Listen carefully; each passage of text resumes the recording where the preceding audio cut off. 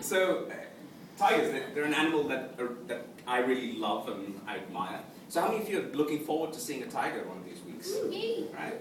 So that's something we identify with in India, right? And it's our national animal.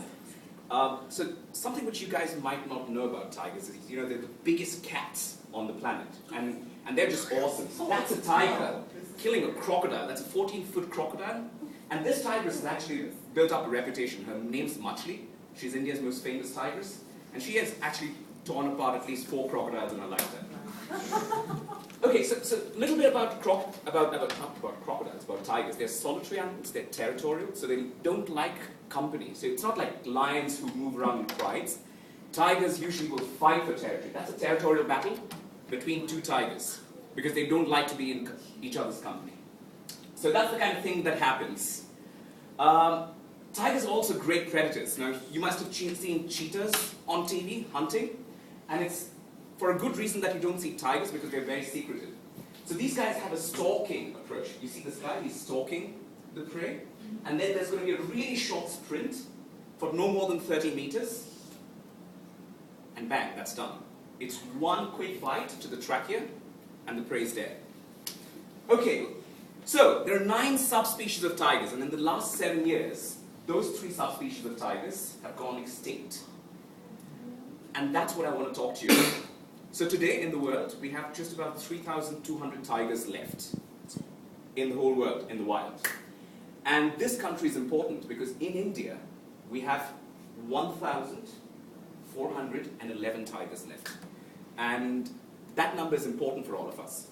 So I just want to quickly tell you about what could be the potential reasons. Why are we running out of tigers? Because there used to be 100,000 tigers in India in 1900. So what's happened between 1900 and now? Okay, so the first thing that's happened, and which a lot of people talk about, is human-tiger conflict. So what happens? Tiger ventures out into the village, attacks cattle, villager gets angry, poisons the carcass, tiger eats the carcass and dies. Or villager gets into the forest, tries to collect firewood, gets attacked by the tiger, villagers get angry, attack the tiger, kill it. In any man-animal conflict, the animal usually loses. Okay, so tigers are territorial, they fight against each other, sometimes they will kill each other in territorial battles.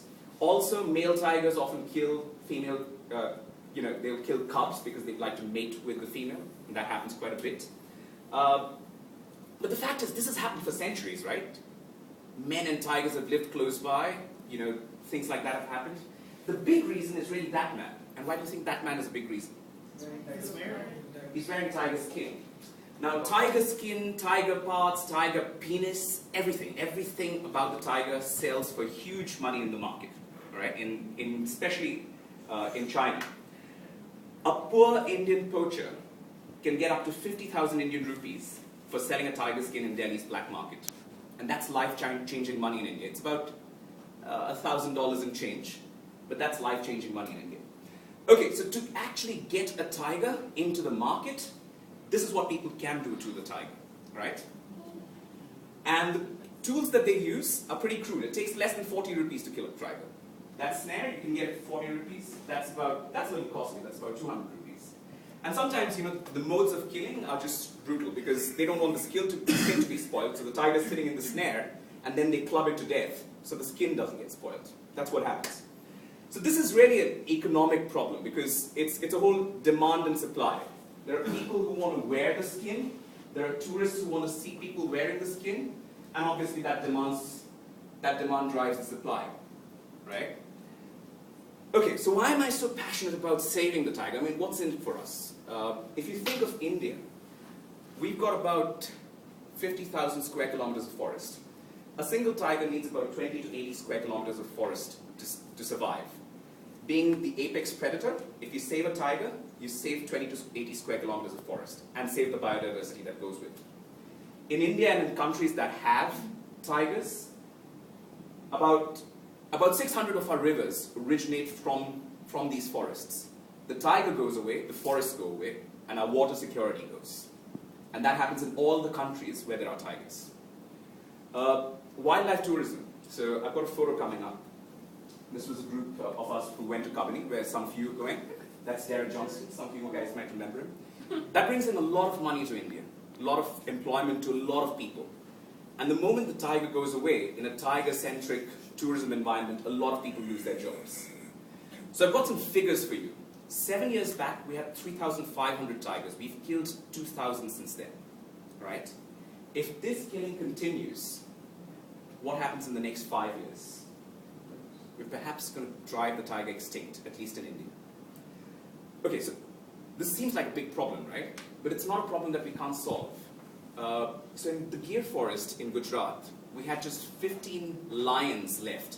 The last 15 Asiatic lions left in 1914.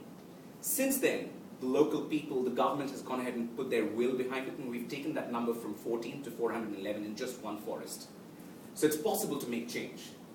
If leadership actually decides to make change, and that's the Dalai Lama, he decided to tell all of the Tibetans that you shouldn't be wearing tiger skins. And that one word caused thousands of Tibetans to take their tiger skins and their leopard skins and put them in burning fire. And that's one thing that can happen. You know, leadership drives a lot of change. There's small things that you guys can do. I want to talk a little bit about that. So all of you guys are on social media. If you really care about this and if you think this is important, you can actually start to make some noise on the social media channels that you've got. Be a responsible tourist. If you'd like, please do go to some of these wildlife resorts and see a tiger. Go back and tell the story. If you'd like to donate to a campaign, please feel free to do so. This is a photograph I took a few months back at Kabini. Actually, most of the photographs you see there are mine. This is a photograph I took. And it's actually symbolic because future generations would be hugely saddened if we couldn't have protected this animal. If we need to do something, we need to do it for our next generation. And I'm just hoping that we can do something together.